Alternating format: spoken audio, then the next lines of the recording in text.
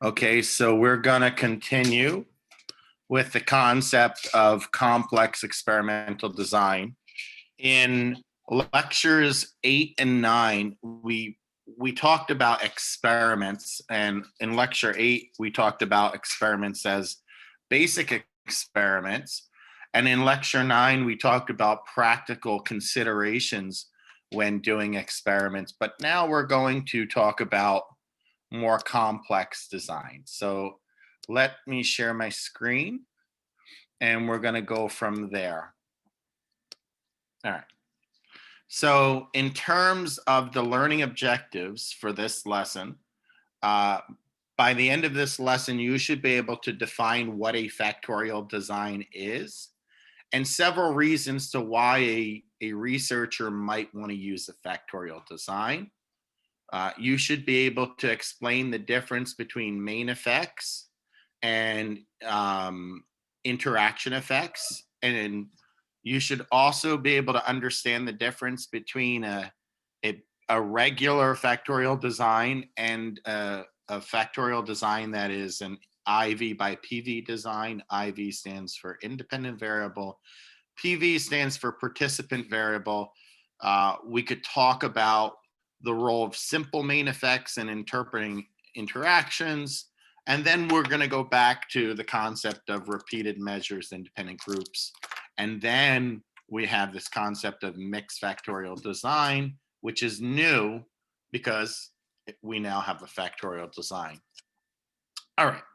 So until now, we've been dealing with a basic experiment, and a basic experiment has one independent variable and one dependent variable. Now, you may recall that an independent variable, in order for something to be a variable, it must have two or more levels, right? So the basic experiment has an independent variable with two conditions or two levels. And the two levels are the experimental group and the control group. You may recall from lecture 8 that I said the experimental group receives the treatment or intervention, whereas the control group doesn't receive anything, but rather its purpose is to serve as a comparison. So that if you want to say that you have a cause, it has to have those three principles that we talked about: temporal precedence, covariation of the cause, and you have to eliminate alternative explanations. But having a control group is responsible for being able to determine covariation of the cause. In the presence of the cause, you get the effect. In the absence of the cause, aka the control group, you don't get the effect. All right. So we can make our experiment more complex in many different ways. Now, I don't want you to get anxious or concerned when we talk about the concept of calling it more complex, because it's really just adding to what we already know. It isn't that complex. Now, so how could we do this? The first way to make a design a little bit more complex is to increase the number of levels of an independent variable. Now, in lecture 8, I also alluded to this when we talked about a 3 groups design and we talked about the Solomon 4 groups design. Well, those were no longer basic experiments, but the purpose of them were to determine whether you had placebo effect, whether you had a pretest effect. So you needed to have more than just 2 levels of an independent variable. So when you do an experiment that has more than 2 levels, you can determine whether the relationship is monotonic. And you may recall the definition of monotonic was that the relationship of the factors goes in one direction. You can also detect a curvilinear function. A curvilinear function is also known as a non-monotonic function. So it goes up and then goes down. And it's useful to have greater discernment in determining a given outcome. So it increases your sensitivity, both on the dependent variable, but also the categories you're studying. So now let's look at a scenario of a monotonic function, right? As you may recall, a monotonic function goes in one direction. So in this particular picture, you're seeing the trend going upward to the right. So, but even in monotonic functions, you could have linear and nonlinear monotonic functions. So the scenario given here is, let's say you wanted to incentivize your child to do better in school. And you said, if you come home with a grade of an A, let's say, I'll give you $4. If you don't, I'm not giving you a reward, right? So that would be two conditions, either no money or $4, right? So what you would find based on that would be that giving the reward actually improves performance. And in this stylistic representation, the kid went from getting a 50 with no reward to getting in the high 90s or 100 with $4. But so now we would know with these two conditions that giving a reward incentivizes a child to get better grades. And that's all we know. But what if you wanted to determine how much of a reward would incentivize a child sufficiently to get good grades? Maybe you're over incentivizing the child. So instead of giving the child $4 for every A, you could do an experiment in which you gave different kids $0 or no reward, $1, $2, $3, and $4. And then you could actually measure the impact. And if you did that by increasing the number of conditions, something really remarkable comes out of that.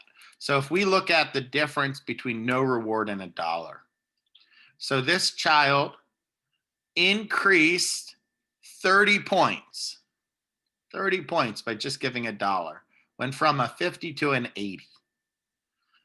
$2, they went from 80 to about a 93. So that's 13 points. Now a 93 is already an A. So you've already detected that maybe that should be your sweet spot for reinforcing this child. But nevertheless, we could see that giving $3, the kid got a 97, and $4, the kid got 100. But if you were a parent on a budget, this research could tell a story. Well, how much is the appropriate amount to incentivize a child without over incentivizing? By using more than two levels of an independent variable, you would determine that $2 is a sweet spot. But you wouldn't be able to detect that if you only had two levels. All you would know is if you give nothing, the child's getting a 50. If you give $4, a child's getting in the high 90s or 100. That's all you know. But by increasing the number of conditions, you increase sensitivity. So as I said, that is one way to call the design a little more complex. It's not overly complex. It's pretty straightforward, right? So now we're still in this depiction. We have one independent variable, but it has more than two levels. Now here's another scenario, right? Where you could also detect. So I said when you increase the number of levels of an independent variable, You could detect linear functions. You could detect linear monotonic functions. You could detect nonlinear monotonic functions. But you can also detect curvilinear functions. So let's say we wanted to see the effect of coffee on test performance, right? And in this case, we want to say low dose of coffee, medium dose of coffee, high dose of coffee. And then in terms of the dependent variable, let's say we wanted to measure a test. Well, we could measure groups of people with low or no coffee. And if we look at this, we would get no coffee means poor alertness, right? So maybe they perform poorly. We give them a medium dose of coffee. It improves their performance on the test. But if we give them too high of a dose of coffee, well, it also negatively affects their performance on the test, because I'm sure some of you have had this experience where you drank too much coffee and you get the jitters. So at a certain point, excessive amount of coffee could actually hinder performance. So what you see here, interestingly, is this curvilinear function where it goes up and then goes back down. Now, a bell-shaped curve is an example of a curvilinear function or a normal distribution. But in order to detect a curvilinear function, you need at least 3 groups, because if you have 2 groups, the only thing you have is a single straight line. So let's look at level 1 to level 2. If you only had level 1, level 2, so that would be low dose of coffee and medium dose of coffee, you would think that it's a positive linear relationship. That is to say that increased coffee results in increased performance. Now, if you only had medium dose and really high dose, you would think it's a negative linear function. So that would be increased coffee results in decreased performance. And if you only had level 1 and compare that to level 3, which is the 2 dots on the bottom, then you would think that there's no relationship. But in reality, there is a systematic relationship that only can be detected by measuring all 3 levels. And in that case, we get this beautiful curvilinear or bell-shaped curve.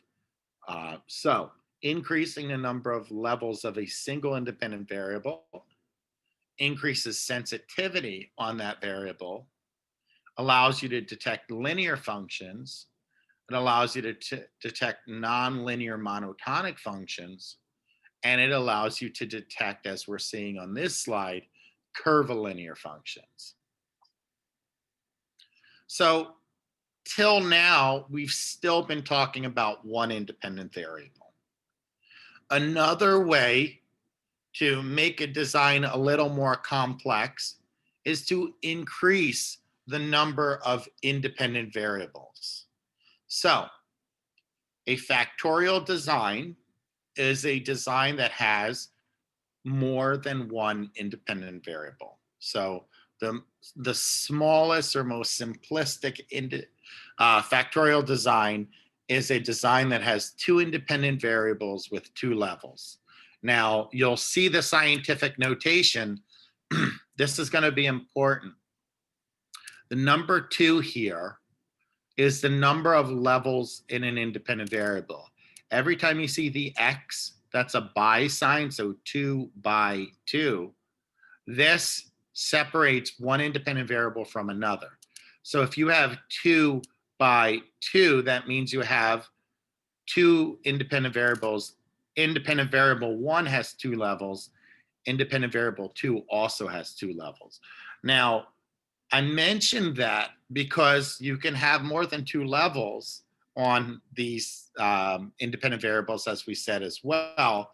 So the notation will change, and you're going to see that later. So as I said, the smallest independent variable, smallest factorial design is 2 by 2. Now, how many total conditions? If you want to know the total number of conditions in a study, you multiply across. 2 times 2 is 4. Now, what if it were 2 by 3? Well, you want to know the total number of conditions, multiply 2 times 3, and you would find out that there are 6 total conditions. But let's continue. So here, let's look at the most simple factorial design. So we might go back to the crowding, no crowding study that we talked about and measure performance. But this time we're going to add a second independent variable, windows versus no windows. Now we have 2 independent variables that we're seeing whether they affect performance. Another example of this is a study done by Smith and Ellsworth, and they wanted to see accuracy of eyewitness testimony. And, or more specifically, they wanted to see if people would give false testimony. And the first independent variable was the type of question being asked. So you had a lawyer asking the question in a forensic situation, and the 2 type of questions they asked were either a misleading question or a straightforward question. So misleading question, they embedded false information.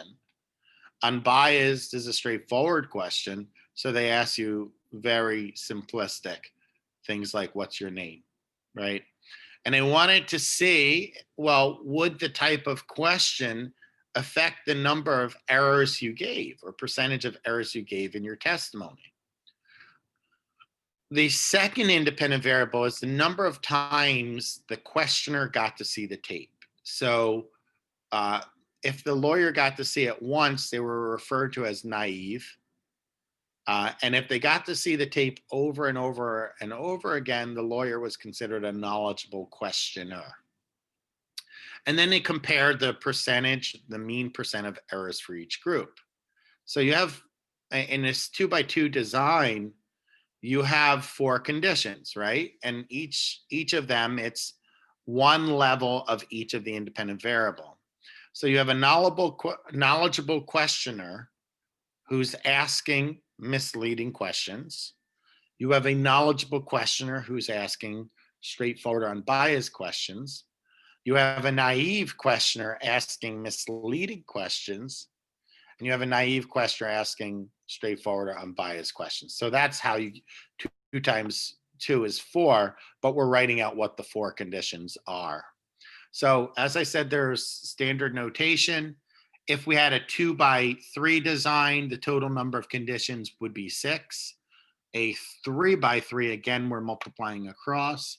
You would have 9 conditions. And if you had a 2 by 3 by 4, you would have 24 conditions. So long story short, it's the number of levels of each independent variable multiplied across the number of levels of all the others. Now, what's interesting is if we look at these first 2, the 2 by 3 and a 3 by 3, that is a design that has 2 independent variables. How do we know? Each independent variable is separated by the by sign. Now, the bottom one we know is a study that had 3 independent variables, right? Because again, you have 2 by 3 by 4. So this is independent variable 1. This is independent variable 2. This is independent variable 3. Okay. And then again, number of conditions we multiply across. Now, I said to you that in a factorial design, you can get 2 bits of information. You could get a main effect and you can get an interaction effect. A main effect is whether or not a single independent variable caused changes to the dependent variable. So we're looking at the overall effect of the independent variable. Whereas an interaction effect, the results of the first independent variable depends on the levels of another independent variable. That's what we mean by interaction. So it's dependent on the second independent variable. So let's look at that study of, eyewitness testimony and accuracy. So if you wanted to look at main effects, here's the general principle. You compare the overall means, right? So let's compare. The first independent variable was the type of question being asked, as you see at the top. And the person could ask an unbiased question or a misleading question. And what we found, the average errors was 13% in a straightforward or unbiased question. Whereas in a misleading question, it was almost 30%. So we would argue that you have a main effect of variable A because the averages are not the same. And then let's look at variable B, the kind of questioner, right? So the kind of questioner, you have a knowledgeable questioner. Remember, that was the person who got to see the tape over and over and over before asking the question. They would induce 27% of the people to provide errors. Whereas if the person only got to see the tape once, they may not have picked up as much nuance, so they could only induce 15.5% error. But because the average of 27% versus 15.5% is not the same, we would argue that we have a main effect of B. So for research design, we are only saying conceptually, if the means are different, that we have a main effect. But truth be told, if you want to determine if you have a main effect, you really have to use statistics. But this is just a simplified version. Now, how will you know if you have an interaction effect or not? How will you know? Well, you have to plot it out. Now, obviously, I explained the various main effects, right? But now, in order to determine whether you have an interaction, you have to look at plotting all 4 points. And in this particular case, if you don't have parallel lines, eventually the lines will cross. So anytime the lines cross, we know there's an interaction. Now, if you look at this picture, you might think that the lines don't cross, but believe it or not, this is only one quadrant. So both lines continue their path, and they probably would cross each other right about here. So anytime the lines cross, we would say you have an interaction. Same thing if you had a test coming up and someone said, hey, do you want to go see a movie? Well, it would depend, right? It would depend on whether you had a test coming up and how good the movie is, right? So if the movie was terrible, it wouldn't matter whether you had a test. But if the movie was good, then, it might differ your answer based on whether you have a test or not. All right. So that's basically an explanation of a factorial design, right? So far we've talked about a factorial design where you have 2 independent variables, right? So in the eyewitness testimony study, they manipulated the type of question and the type of questioner to see errors. So both were manipulated. But there are some times in factorial design where you have an IV by PV design. Now, IV by PV is as follows. It stands for independent variable. That's a variable you can manipulate. By PV, or participant variable, that's a variable you cannot actually manipulate. So this is a participant variable. These are the kind of things that your participants bring into the study with them. And it's either impossible or unethical to manipulate these factors. but we believe these factors are relevant to the outcome. So you might study the outcome as an IV by PV design. So things that are participant variables are gender, age, ethnicity, personality, mental health or diagnostic category. You cannot manipulate these factors, but you can measure them alongside an independent variable. So as I said, the simplest IV by PV design has one independent variable, one participant variable, each of them having two levels.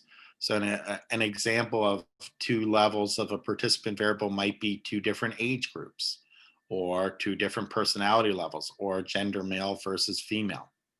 So let's show an example of a study that includes an IV by PV design. So if you were reading a passage and you wanted to know how well you understood an essay, and you wanted to see, well, what factors impact the kind of study conditions that are important to better understand the material. Well, we could manipulate that. We could create a study and manipulate that very thing. So we could have you reading a passage in silence, or we could have you reading a passage, but the television running in the background. Now, we also could measure personality factors, such as whether you're an introvert or an extrovert, and see if that makes a difference. And if we do that, on average, we will find that those individuals who studied in silence, regardless of anything else, tended to perform better than those people who had a noise distraction in the background. So we would argue, because we're only looking at distraction condition, that it's better to study in silence. And I know some people say, oh, I like that music on when I study. Believe it or not, research suggests that silence, you'll understand what you're studying more. Now, we also wanted to know if there was some kind of interaction effect between the groups. Well, let's connect the dots, right? So, or the bars, the hollow white bars, you draw a line here. The gray bars, draw a line connecting those two, and the lines cross. So we would argue that you have an interaction as well, which means that the extent to which people did better in silence over television depended on whether they were an introvert or an extrovert. More specifically, introverts tended to do much better in silence over than when they were having television in the background. So extroverts might not be as affected by noise distractions.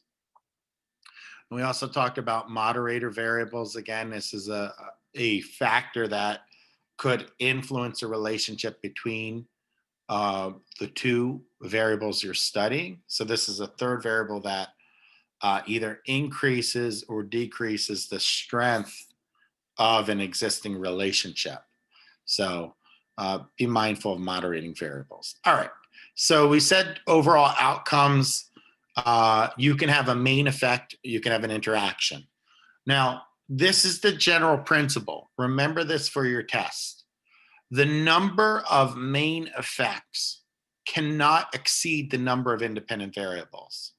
So if you have two independent variables, the total number of main effects that you can have is only up to 2. So you can have 0 to 2. Now, in a 2x2 design, if the result of one variable depends on another variable, you can only have one interaction. But the number of interactions will increase as the number of independent variables increase as well. So let's show how this would work. So in this scenario, again, we look at for main effects based on the averages. So this is condition A, this is condition B. So 1 plus 1 is 2, divided by 2 is 1, right? So these outside numbers are the averages. When we look at main effect, we compare them. So in condition A, or variable A, is there a main effect of A? The answer is yes. How do we know?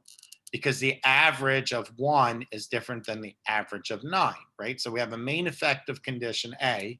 Going down condition B, we have 5 versus 5. Is there a main effect of B? Is 5 different than 5? No. So we don't have a main effect of condition B. Now let's look at the lines. If you look at the bars, they're identical. So in interaction, the lines have to cross.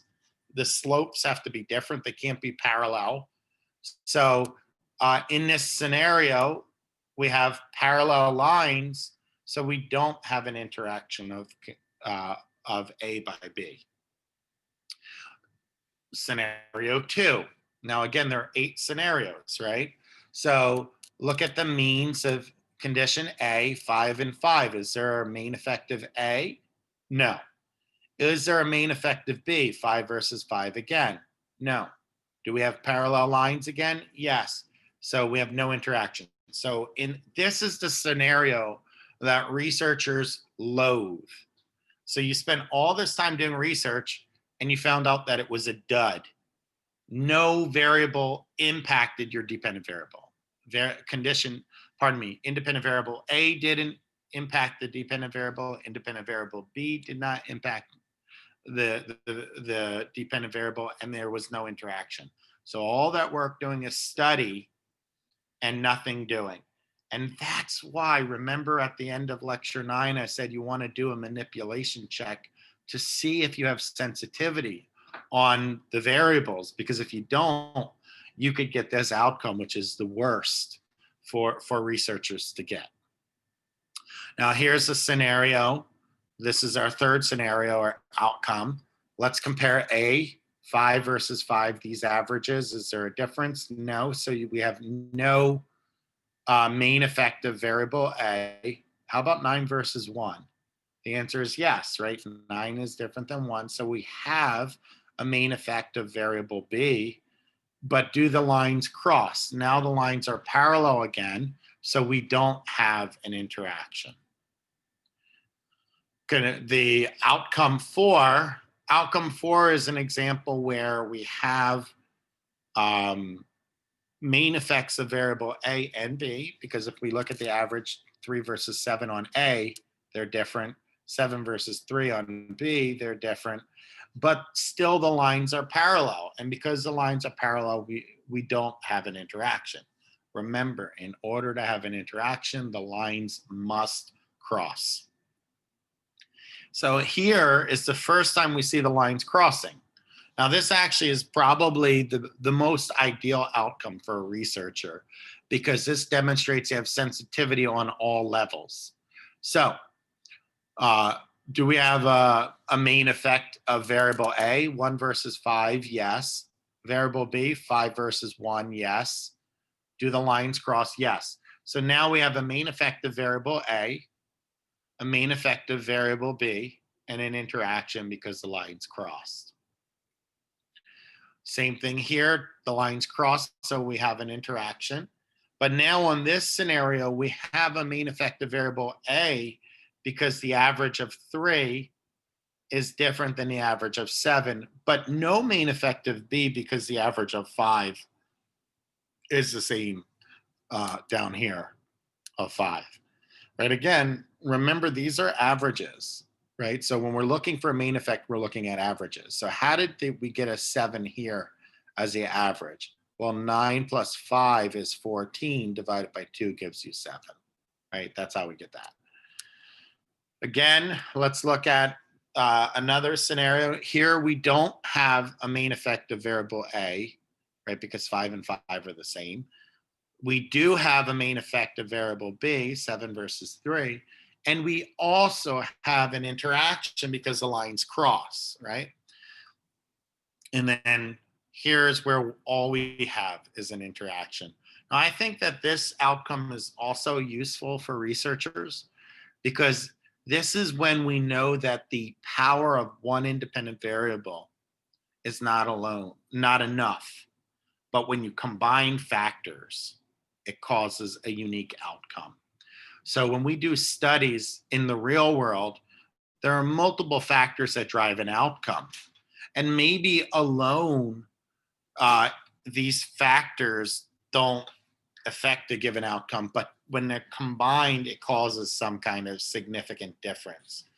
And actually, Kimberly Crenshaw did a study, or actually, she didn't do a study, she defended a case about intersectionality where a major corporation was sued for adverse hiring practices for an African American female. And what happened was the argument was that she was discriminated against. So the large corporation demonstrated, look, I have roughly the same number of males and females in this corporation. So it's clear that I didn't discriminate based on gender. And then they said, look, based on ethnicity, I have roughly the same amount of African Americans as Caucasian individuals. So we didn't discriminate based on race. And what was unique was when you put it together, the number of African American females was very low. So it was a combination of the two. It was an interaction between these two factors, which she coined the term intersectionality. And what she found was that, sure, you had the same number of males and females, but the kind of jobs that were given to females were different than males, and the kind of jobs that were given to Caucasians versus African Americans was different. So being an African American female put her at the perfect place to be discriminated against, right? So check out her work, because that actually is a real life example of how you might get an interaction, but no main effect. All right, so here's just a summary of all the 8 outcomes we did, but this time it's just drawing them as lines rather than bars. So again, anytime you have the lines cross, you have an interaction. Anytime the lines are parallel or overlapping, you don't have an interaction. Anytime you want to know if you have a main effect, look at the outside means. All right, so now let's talk about another term. We talk about the concept of simple main effects. If a main effect, you're looking at the outside means, outside of the box, so to speak. Simple main effects, you're looking at inside the box. So whether there are subtle differences across the groups inside the box. And really, if you have an interaction, you're going to see these subtle differences across. So if we go down 13 versus 13, 41 versus 18, we'll say, well, unbiased, there's no different, but biased or misleading question, there is. So the extent to which the questioner had an impact depended on the kind of question being asked, if that makes any sense. So, all right, so now let's shift gears to the terms we use. Remember, in the independent groups design, we said that there are different participants assigned to each of the conditions of an independent variable. Whereas we said repeated measures, the same participants are assigned to all the conditions of the study. Now, because we're dealing with a factorial design, it's possible to have a combination between independent groups and repeated measures. So it's possible that one independent variable is independent groups and one independent variable is repeated measures, thus coining the term mixed factorial design. So let's talk about that. If you have an independent groups design and you wanted 10 participants in each condition. Now remember, independent groups means that you need different participants for each of the conditions of that variable. So if it's purely independent groups, well, 2 by 2 design, 2 times 2 is 4, and you need 10 participants in each, 10 different participants in each, then you multiply 4 by 10 and you would discover that you need 40 total participants in this study if it's independent groups. Now, if it's repeated measures, if both variables are repeated measures, then the same participants can be recycled across the groups. So in this scenario, the same 10 participants would experience all 4 conditions, right? It's still 2 by 2, which is 4 conditions, but in a repeated measures design, the same participants experience all the conditions. So this would be the lowest number of participants you would have. Now you remember when we use repeated measures design, we do have to worry about order effects. So keep that in mind from lecture 8. Now, what if you have a mixed factorial design? Whenever you have a mixed factorial design, now it gets a little bit more complicated. The total number of participants is calculated by the total number of independent groups. So if you have one independent variable that's repeated measures, those participants, whatever participants you're using, are going to be recycled. But it's the independent groups that require new participants. So in this case, you have a 2 by 2 design. Identify how many conditions are independent groups. 2. So you do 2 times 10 gives you 20 novel participants. So, and this is just a graphic depiction where you have participants 1 through 10, participants 11 through 20. Now for variable A, they are different. So variable A is independent groups, but variable B, they're being recycled, right? So the same 10 participants are being, B1 and B2 are the same, right? So across A2, they're the same again. So long story short, you want to know the total number of participants. It depends on the number of independent groups. All right, so now I said you can also increase the number of levels. So a basic factorial design is 2 by 2. But if you have a 2 by 3 design, now it's getting even a little bit more complex. But here, what does that mean, that notation?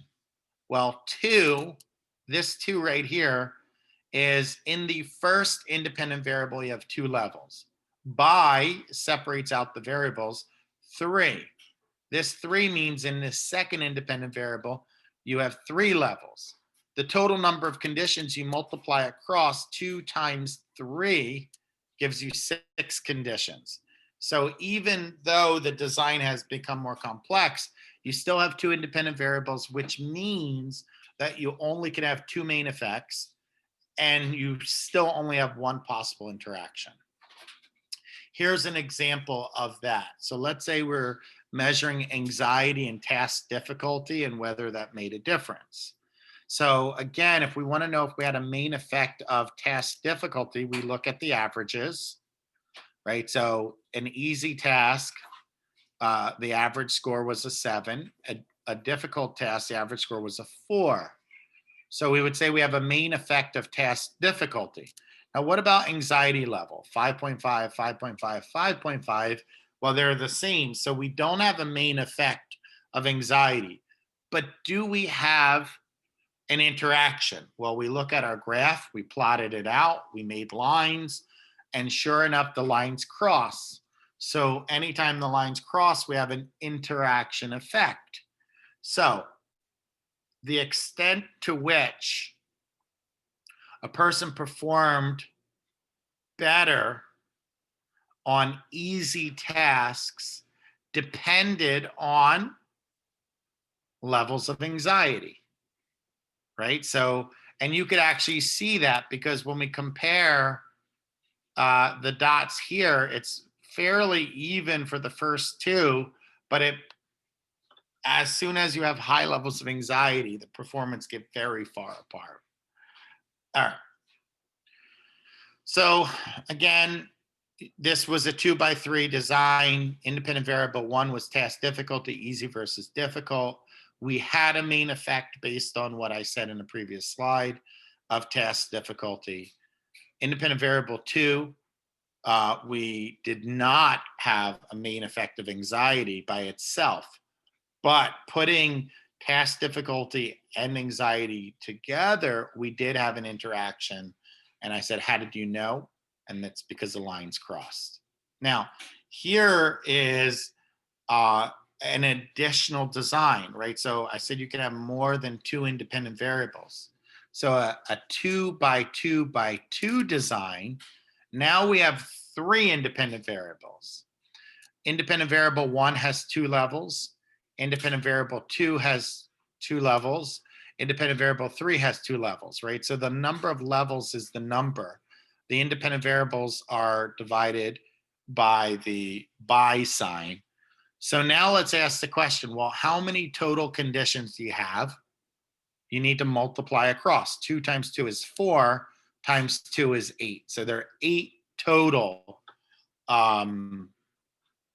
total conditions. How many main effects do you have? Remember what I said.